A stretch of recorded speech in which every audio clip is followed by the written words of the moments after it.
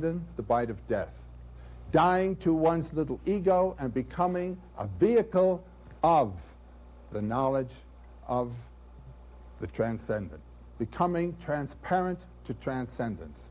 That was the sense of the initiations that we've been reading about.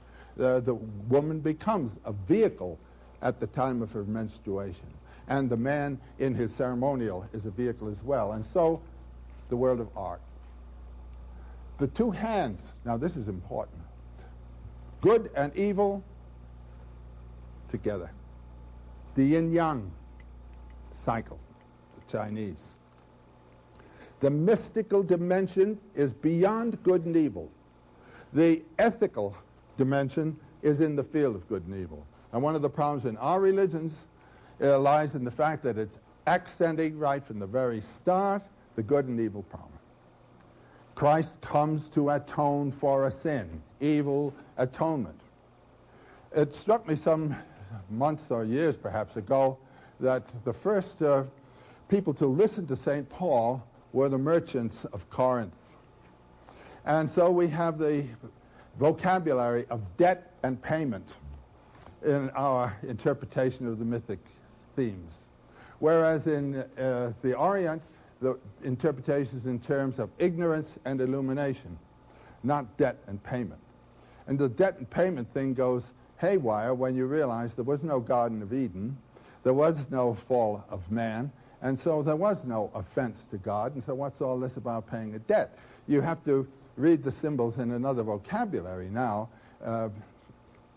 Furthermore, with the assumption and ascension to heaven, what heaven? Going at the speed of light, the bodies would not be out of the galaxy yet. Your mythology, your imagery has to keep up with what you know of the universe, because what it has to do is put you in accord with the universe as known, not as it was known 2000 BC in the Near East. Well, anyhow, this is the marriage initiation. This beautiful one. This is from a wall in Pompeii. This young man is being initiated. Here's the initiator, and here's the initiator's assistant, and the boy is told, look in this bowl. It's a metal bowl, and you will see your own face, your own true face. The bowl is of such a concavity inside that what he's going to see is not his own face at all, but this face of old age held behind him. And isn't that a shock?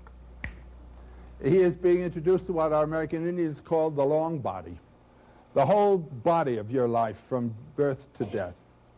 And so, again, the mythology of the long body. Now suppose one of his friends, before he went in there, and said, now look, you see, this guy, he's going to have a bowl there, and he's going to tell you you're going to see your own face. You're not. He's got another fellow there, and he's holding this. There would be no initiation. There would be no shock. That's why mysteries have to be secret, because what is experienced for the first time. Campbell has established our mythological origins firmly in the lives of our distant ancestors. His story of humankind is well underway. Join us next time when he moves to the next great chapter in this story with the emergence of city civilizations in the Near East, when history began.